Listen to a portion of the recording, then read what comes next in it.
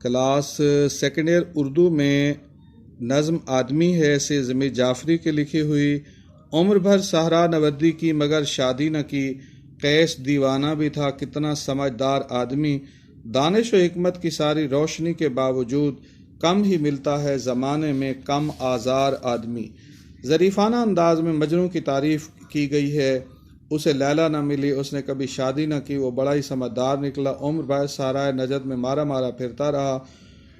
اس کا یہ فیصلہ درست تھا، اسے معلوم تھا کہ وہ شادی کرے گا تو ذمہ داریوں کا بوجھ ناتواں کندھوں پر آن پڑے گا، پہلے بیوی، پھر بچے، پھر ان کی ضروریات، سسرالی رشتہ داروں کی خاطر مدارات، یہ ذمہ داریاں پس پش ڈال کر قیس سیانہ ثابت ہوا۔ ایک بیوی ہے، 4 بچے، عشق جھوٹا ہے، لوگ سچے ہیں۔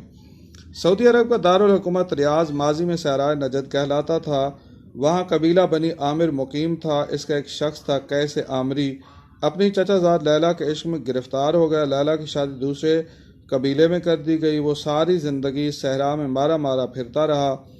اس نے شادی نہ کی، تاریخ اسے مجنوں یعنی دیوانہ کہتے، در حقیقت وہ بڑا دانا آدمی تھا۔ اس نے سوچا کون مکان بنائے، سامان خریدے، بچے جنے، ضروریات کو پورا کرے، وہ شادی نہ کر کے ان بکھیڑوں سے بچ گیا۔ عاشقی جب قید شریعت میں چلی آتی ہے، جلوہ کثرت اولاد دکھا جاتی ہے۔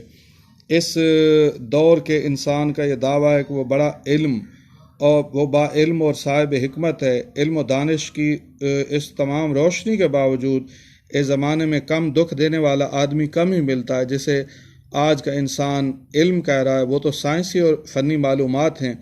علم تو وہ ہے جو روحانیت، انسانیت کو فروغ دے۔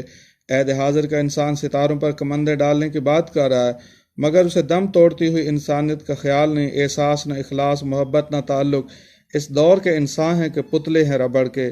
سائنس اور ٹیکنالوجی کی ترقی کے ساتھ ساتھ انسان کے آرام و سکون میں کمی واقع ہوئی ہے، مادیت پرستی بڑھی ہے، اخلاقی اقدار ٹوٹ پھوٹ کا شکار ہوئی ہیں، رویے بدل گئے ہیں، برداشت کم ہوئی ہے، عدم برداشت میں اضافہ ہوا ہے۔ انسان کا شر اس بات میں تھا اور ہے کہ دوسرے انسانوں کے لیے باعث راحت بنے۔ آج ہم دیکھتے ہیں کہ خود غرضی، حسد، غرور، کینہ جیسے اخلاقی امراض ذہن پر غالب ہیں۔ انسان کے ہوتے ہوئے انسان کا یہ حشر دیکھا نہیں جاتا، مگر دیکھ رہا ہوں۔ پہلی دوسری جنگ عظیم کی ہولناکی کے ذمہ دار جنات یا فرشتے تو نہیں ہیں۔ ہیروشیما اور ناگاساکی پر ایٹم بم گرانے والے کسی دوسرے سیارے سے تو نہیں آئے۔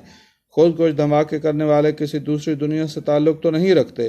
کراچی میں روزانہ درجنوں لوگوں کو ٹارگٹ کا کلر اسی دھرتی سے ہیں۔ معاشی و فکری استحصال کرنے والے بھی آدمی ہیں۔ اس دور ترقی میں انسان ہی انسان کو نگل رہا ہے۔